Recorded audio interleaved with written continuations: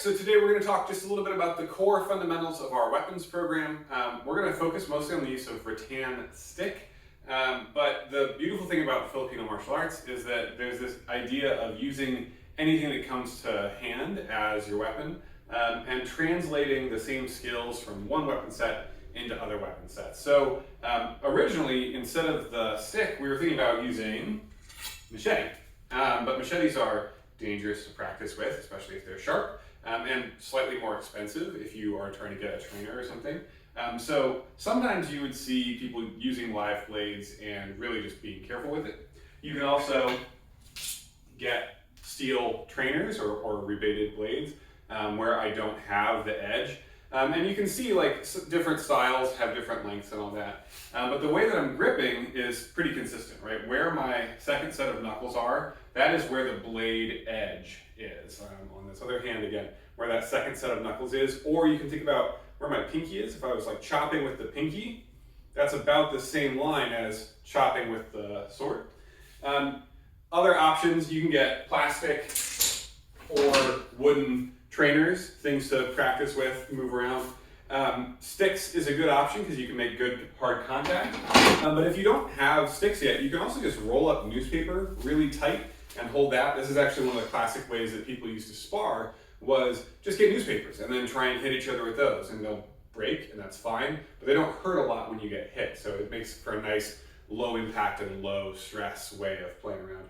But again, no matter what the weapon is, I'm holding it in about the same way, which is, I'm going to take fingers wrapped tightly around the base of the stick all the way into the palm of my hand. So I should be able to almost hold this just with my fingers on their own. I put it into the palm of the hand, thumb locks over the top.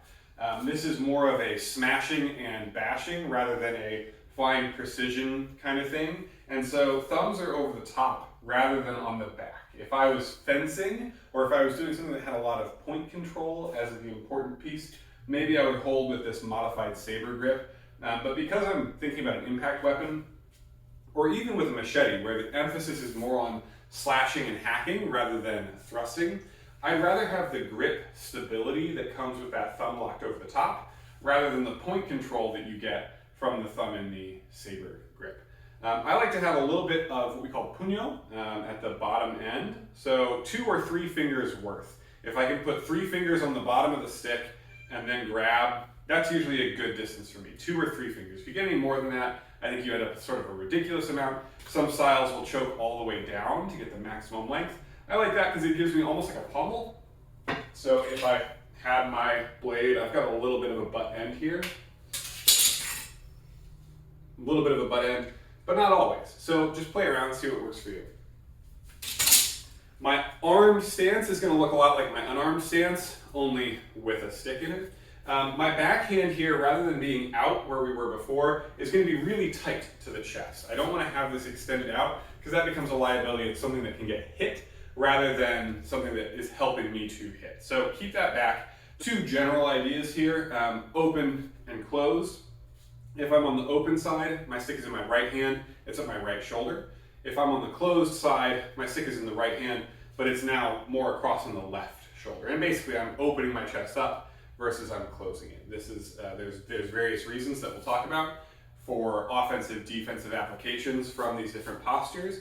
But ideally I'm really moving around so that it's not a static thing to just get smashed. But from a beginner's standpoint, pick one, open or closed, open or closed. Our basic strikes, we're going to number these. We're going to start off from that open chamber position, cutting downward diagonal along this high to low, right to left, forehand diagonal, angle 1. From here, I turn the stick over to my left shoulder, cut down for angle 2.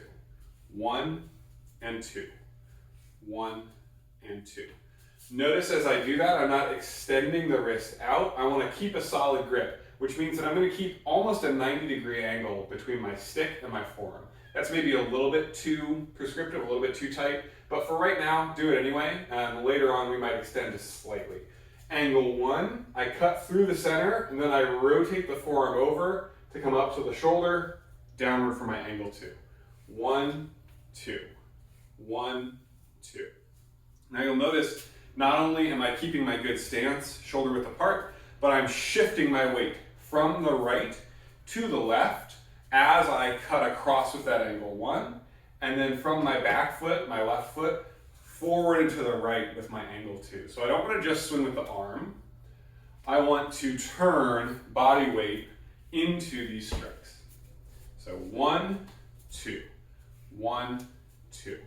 Angles 3 and 4 are going to be horizontal, across, and back. Again, I'm turning palm up, cutting across horizontally, turning the palm down, cutting across backhand horizontally. Not extending, especially on angle 4, people tend to want to extend out to really whip here. It's a little bit of a shorter range strike, but if I extend, it's going to make my grip weak and make it a higher chance that I hit something and disarm myself. So 1, 2, 3, 4. Make an X, and then either underline the X or cut straight through the center of the X, like you're drawing an asterisk. Notice the height isn't as big a deal as much as what angle it is. So if I'm cutting angle 1 down this way, this could also be an angle 1. This could also be an angle 1, 2, 2, 2. It's the downward diagonal that makes 1 and 2, not the target. So 3 and 4 could be up at head level. They could be at gut or floating rib level. They could be down at knee level. It's the horizontal that makes it. Angle 5 is going to be a straight thrust. So I'm driving forward with the point. Again, not extending too much in the wrist here. Up and in. 5, 6 is going to be my overhead. I'm going to cut straight down like 12 o'clock on a clock face. So 1, 2, 3, 4, 5, 6. This is coming from my left shoulder, but try not to turn it into an angle 2. I still want to be vertical with it. I could also come from the other side, but it's that verticality that really makes the angle 6. So 1, 2, 3, 4, 5, and 6. So these are our first 6 angles of attack. Try it out with a stick. Also play with other implements. See what else you've got and see if you can apply the same principle to other weapon sets.